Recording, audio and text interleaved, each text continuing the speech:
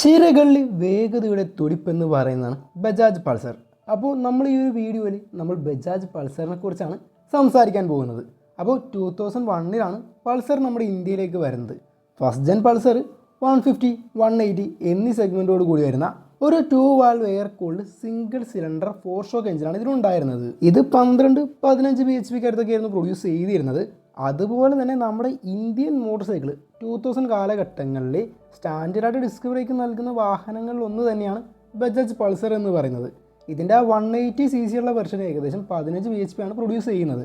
അത് ആ ടൈമിൽ തിൻ ടോണോട് കൂടിയിരുന്ന ഹോണൊക്കെ ആയിരുന്നു നൽകിയിരുന്നത്. മാത്രമല്ല ഇലക്ട്രിക് സ്റ്റാർട്ടും അതുപോലെ തന്നെ എൻജിൻ കിൽ സ്വിച്ചൊക്കെ സ്റ്റാൻഡേർഡായിട്ട് ഓഫർ ചെയ്യുന്നതായിരുന്നു 180cc സെഗ്മെൻറ്റിലെ മോഡൽ എന്ന് പറയുന്നത്. കൂടാണ്ട് 150cc മോഡലിൽ ഇതെല്ലാം ഓപ്ഷണലായി നൽകിയിരുന്നു. അപ്പോൾ ബജാജ് പൾസർ എന്ന് പറയുന്നത് ബജാജ് പൾസറിൻ്റെ റേഞ്ചിൽ നിരവധി വാഹനങ്ങളുണ്ട്. അതായത് 125 ഉണ്ട്, 135 ഉണ്ട്, 150 ഉണ്ട്, 160, 180, 200, 220, 250, 400 എന്നീ CC സെഗ്മെൻറ്റിലേക്ക് ആയിട്ടാണ് ഈ ഒരു വാഹനം ഇറങ്ങിക്കൊണ്ടിരിക്കുന്നത്. അപ്പോൾ പൾസർ എന്ന് പറയുന്നത് നമ്മുടെ ബജാജ് ഓട്ടോ ഇന്ത്യ ലിമിറ്റഡ് അവർ നമ്മുടെ ഇന്ത്യക്കായിട്ട് ഒരു നല്ല കിഡിലൻ വാഹനം നൽകുക എന്നുള്ള ശ്രമത്തോടു കൂടി അവരുടെ എഞ്ചിനീയറിംഗ് ഡിവിഷൻ അതായത് ടോക്കിയോയിലെ R&Dയുമായി അസോസിയേറ്റ് ചെയ്തുകൊണ്ടാണ് ഈ ഒരു വാഹനം ഡെവലപ്പ് ചെയ്തിരിക്കുന്നത്. പൾസറിനെ കുറിച്ച് മറ്റൊരു കാര്യം പറയുവാണെങ്കിൽ നമ്മുടെ സെഗ്മെൻറ്റിൽ ഒരുപാട് കാര്യങ്ങൾ ആദ്യമായി കൊണ്ടുവന്നതും പൾസറാണെന്ന് പറയാം. അപ്പോൾ 2003 പൾസറിൻ്റെ സെക്കൻഡ് ജെൻ പതിപ്പ് ബജാജ് ഓട്ടോ കൊണ്ടുവരുന്നത്. അപ്പോൾ ഈ ഒരു വണ്ടിക്ക് പുതിയതായി ഡെവലപ്പ് ചെയ്തിരിക്കുന്ന DTSA എഞ്ചിൻ അതായത് digital twin spark ignition technology എന്ന് പറയുന്ന സംഗതിയാണ് ഈ ഒരു വണ്ടിക്ക് കൊണ്ടുവന്നിരിക്കുന്നത്. അപ്പോൾ ഈ ഒരു ടെക്നോളജി ഇവർ കൊണ്ടുവരാനുള്ള കാരണം എന്ന് പറയുന്നത് ഈ ഒരു വാഹനത്തിൻ്റെ പവറും കൂടും, അതുപോലെ തന്നെ മികച്ച രീതിയിൽ ഫ്യൂവൽ എക്കോണമിയും കൂടി ഇൻക്രീസ് ആവും. കൂടാതെ ഈ ഒരു മോഡലിന് അവർ പുതിയ ഹെഡ്ലൈറ്റ് അസംബ്ലിയൊക്കെ നൽകിയിരുന്നു. തുടർന്ന് 2005 പൾസർ 150യിൽ കുറച്ചും കൂടി അപ്ഡേഷൻസ് ഒക്കെ കൂടി ചേർത്തിരുന്നത്. അതായത് ഇത്തവണ വാഹനത്തിന് അലോയിൽസ് എല്ലാം സ്റ്റാൻഡേർഡായി നൽകി. കൂടാതെ വണ്ടിയുടെ ടാങ്കിൻ്റെ ഡിസൈനിൽ ചെറിയ മാറ്റങ്ങളൊക്കെ നൽകിയിരുന്നു. വണ്ടി കൂടുതൽ സ്പോർട്ടിയറായി അനുഭവപ്പെടുക എന്നുള്ള രീതിയോട് കൂടിയാണ് ഈ ഒരു ടാങ്ക് അനുപാതകം നൽകിയിരുന്നത്. മാത്രമല്ല പവർ ഔട്ട്പുട്ട് ഒന്നും കൂടി ഇൻക്രീസ് ആയിരുന്നു ചെയ്തിരുന്നത്. 13 HP ആയിരുന്നു പ്രൊഡ്യൂസ് ചെയ്തിരുന്നത്. അതുപോലെ തന്നെ 180 മോഡലിന് ഏകദേശം 16 HP ആയിരുന്നു വന്നിരുന്നത്. കൂടാതെ പുതിയ റിയർ സോക്ക് അബ്സോർബർ വന്നിരുന്നു. അത് ഗ്യാസ് ഫിൽ ചെയ്ത നൈട്രോക്സ് അബ്സോർബർ അടക്കിയിട്ടായിരുന്നു നൽകിയിരുന്നത്. അങ്ങനെ 2006 ബജാജ് പൾസറിന്റെ അടുത്ത UG3 വെർഷൻ കൊണ്ടുവന്നിരുന്നത്. ഇതിന് പൈലറ്റ് ലാംപ്സും അതുപോലെ തന്നെ സെപ്പറേറ്റഡ് മെയിൻ ഹെഡ് ലാമ്പിന് സെപ്പറേറ്റ് ആവുന്ന ടേണിംഗ് ഇൻഡിക്കേറ്റേഴ്സ് ഒക്കെ ആയിരുന്നു നൽകിയിരുന്നത്.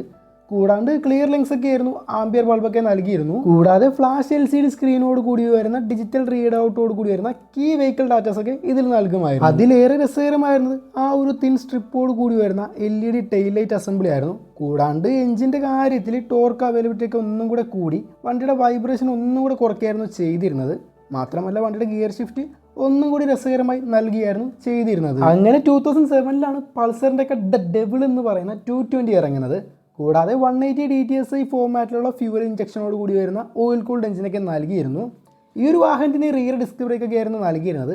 മാത്രമല്ല ക്ലിപ്പ് ഓൺ ഹാൻഡിൽ ബാസ് ഒക്കെ എടുക്കുകയാണ് ഈ ഒരു വണ്ടി വന്നിരുന്നത്. തുടർന്ന് 2008 ഈ ഒരു വാഹനത്തിന് ഓയിൽ കൂളറൊക്കെ നൽകിയിരുന്നു. അതിൻ്റെ തൊട്ടുപുറകെ തന്നെ 2009 ആയപ്പോഴേക്കാണ് UG4 അപ്ഡേഷൻസ് ഒക്കെ നൽകിയിരുന്നത്. മാത്രമല്ല 220 കാർബറേറ്റർ വെർഷനൊക്കെ കൂടി കൊണ്ടുവന്നിരുന്നു. അപ്പോൾ ആ ഒരു ഫ്യൂവൽ ഇഞ്ചക്ഷൻ മോഡലിനേക്കാളും വളരെ രീതിയിൽ വില കുറയുകയായിരുന്നു ചെയ്തിരുന്നത്. ആ ഒരു ടൈമിൽ ഫാസ്റ്റസ്റ്റ് ബൈക്ക് ഇൻ ഇന്ത്യ ഈ ഒരു വാഹനമായിരുന്നു. കൂടാതെ പൾസറിൻ്റെ 200 എന്ന് പറയുന്ന മോഡൽ നിർത്തലാക്കുകയും കൂടി ചെയ്തിരുന്നു. തുടർന്ന് ഒരുപാട് മാറ്റങ്ങളോട് കൂടി 180, 150 മോഡലൊക്കെ വന്നിരുന്നു. സ്പ്ലിറ്റ് സീറ്റും അതുപോലെ തന്നെ ടാങ്കിൽ സ്കൂപ്സും അതുപോലെ തന്നെ പവറൊക്കെ ഒന്നും കൂടെ കൂടുകയായിരുന്നു ചെയ്തിരുന്നത്. കൂടാതെ ഇതിൻ്റെ new light sport version Pulsar 135 LS എന്ന് പറയുന്ന മോഡലും കൂടി കൊണ്ടുവന്നിരുന്നു.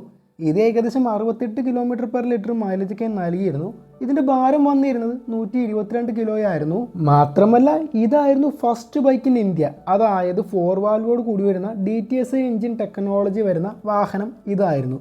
മാത്രമല്ല നല്ല സ്റ്റൈലിങ്ങും ഉണ്ടായിരുന്നു. തുടർന്ന് 2010 അപ്ഡേഷൻസ് ഒക്കെ ഒന്നും കൂടെ കൊണ്ടുവന്ന് പവറൊക്കെ ഒന്നും കൂടെ കൂട്ടുക ചെയ്തിരുന്നത്. മാത്രമല്ല 220 220S എന്ന് പറയുന്ന നേക്കഡ് വെർഷൻ കൂടി പുറത്തിറങ്ങിയിരുന്നു. അങ്ങനെ ഓരോ വർഷവും പുതുമകളോട് കൂടി പൾസർ പുറത്തിറങ്ങിക്കൊണ്ടിരുന്നു.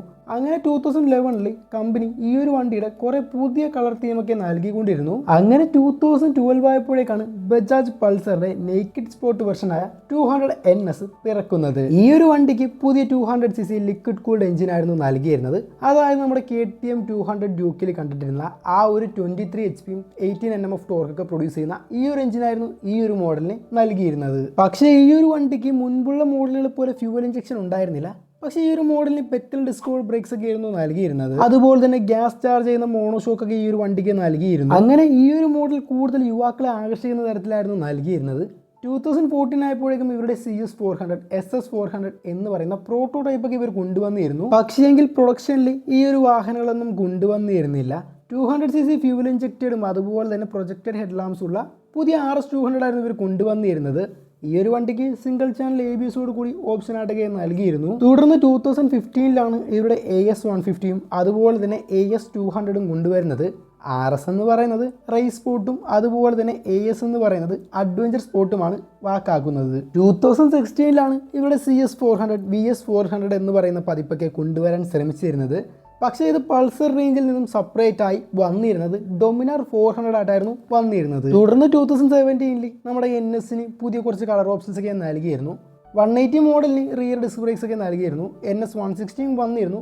പുതിയ സ്മോളർ 160cc ഉള്ള എഞ്ചിനൊക്കെ ആയിട്ടാണ് വന്നിരുന്നത്. അതിന് പിന്നാലെ തന്നെ 2018 സ്കെയിൽ ഡൗൺ വെർഷനായ 125cc ഉള്ള മോഡലൊക്കെ കൊണ്ടുവന്നിരുന്നു.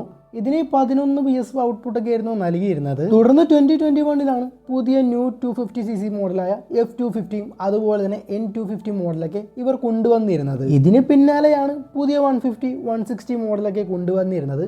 ഇതിന് പേരിട്ടത് P150 N160 എന്നങ്ങനെയൊക്കെയായിരുന്നു നാമകൽപ്പനയൊക്കെ ചെയ്തിരുന്നത്. ഇതേ തുടർന്ന് 2023 P150 N150 അതുപോലെ തന്നെ N160 N250 എന്നങ്ങനെ ബോഡി സ്റ്റൈലിലൊക്കെ വന്നിരുന്നത്. തുടർന്ന് 2024 NS മോഡലിൽ അപ്ഡേഷൻസ് ഒക്കെ നൽകിയിരുന്നു.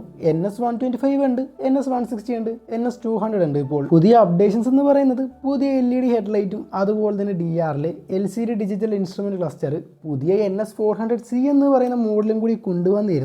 ഇതിന് ഡൊമിനാറിൽ യൂസ് ചെയ്തിരിക്കുന്ന എഞ്ചിൻ തന്നെയായിരുന്നു ഉപയോഗിച്ചിരുന്നത്. തുടർന്ന് 2025 F250 മോഡൽ ഡിസ്കണ്ടിന്യൂ ചെയ്തിരുന്നത്. കാരണം ഇതിൻ്റെ സെയിൽസ് ഒക്കെ വളരെ കുറവായിരുന്നു. ഇപ്പോഴും 220F എന്ന് പറയുന്ന B6ഓട് കൂടി വരുന്ന മോഡലുകളും പുറത്തിറക്കുന്നുണ്ട്. ബജാജിൻ്റെ ട്രേഡ് മാർക്ക് എന്ന് പറയുന്നത് തന്നെ അവരുടെ DTS ടെക്നോളജിയാണ്. കൂടാണ്ട് നമ്മുടെ പൾസറിൻ്റെ കോപ്പി വെർഷനൊക്കെ നമ്മുടെ ബംഗ്ലാദേശും അതുപോലെ തന്നെ മറ്റ് പല രാജ്യങ്ങളിലൊക്കെ വിൽക്കുന്നതുമുണ്ട്. ബജാജ് ഇപ്പോൾ അവരുടെ 2 കോടി മൈൽ സ്റ്റോൺ ഇപ്പോൾ സെലിബ്രേറ്റ് ചെയ്തിരിക്കുകയാണ്. ബജാജ് ഓട്ടോ ലിമിറ്റഡ് എന്ന് പറയുന്നത് ഇന്ത്യയിലെ തന്നെ ലീഡിംഗ് 2 വീലർ മാനുഫാക്ചേഴ്സ് ആണ്. മാത്രമല്ല ലോകത്തിൽ തന്നെ ഏറ്റവും വാല്യബിൾ ആയിട്ടുള്ള 2ഉം 3 വീലറൊക്കെ നിർമ്മിക്കുന്ന ഒരു കമ്പനി തന്നെയാണ്. ഈ ഒരു മൈൽ സ്റ്റോൺ കൈവരിച്ചിരിക്കുന്നത് അവരുടെ പൾസർ മോഡലുകളിലാണ്. 2 കോടിയിലേറെ പൾസറാണ് സെയിൽ ചെയ്തിരിക്കുന്നത്. 2001 പൾസർ പുറത്തിറങ്ങുന്നത്. നമ്മുടെ ഇന്ത്യയും അതുപോലെ തന്നെ ഗ്ലോബലിൽ തന്നെ വലിയൊരു ഫാൻ ബേസ് ഉള്ള മോഡൽ തന്നെയാണ് ബജാജ് പൾസർ എന്ന് പറയുന്നത്. ഇത് ഏകദേശം 50 രാജ്യങ്ങളിലേക്കാണ് ഈ ഒരു വാഹനം വിൽക്കുന്നത്. Latin America, south east, Asian, middle east തുടങ്ങിയ നിരവധി രാജ്യങ്ങളാണ് ഈ ഒരു വാഹനം നിർമ്മിച്ച് നൽകുന്നത്. പൾസർ എന്ന് പറയുന്നത് ഒരു അഫോർഡബിൾ ആയിട്ടുള്ള പെർഫോമൻസ് സ്പോർട്ടി ഡിസൈനോട് കൂടിയ ഒരു റിലയബിൾ ആയിട്ടുള്ള എഞ്ചിനീയറിംഗോട് നൽകുന്ന മോട്ടോർ സൈക്കിളാണ് പൾസർ എന്ന് പറയുന്നത്. പൾസർ 2001 മുതൽ 2018 വരെ, അതായത് 17 വർഷത്തെ കാലയളവിൽ ഏകദേശം 1 കോടിയിലേറെ പൾസറുകളാണ് വിറ്റത്. ഇപ്പോൾ ഇത് 6 വർഷം കൊണ്ട് 2019 മുതൽ 2025 വരെ ആയപ്പോഴേക്കും പിന്നെയും 1 കോടിയേറെ പൾസറാണ് വിറ്റഴിക്കപ്പെട്ടിരിക്കുന്നത്. പൾസറിന്റെ ആ ഒരു ഡെഫിനറ്റ്ലി ഡെയറിംഗ് അത് തന്നെ ധാരാളം. Definitely male.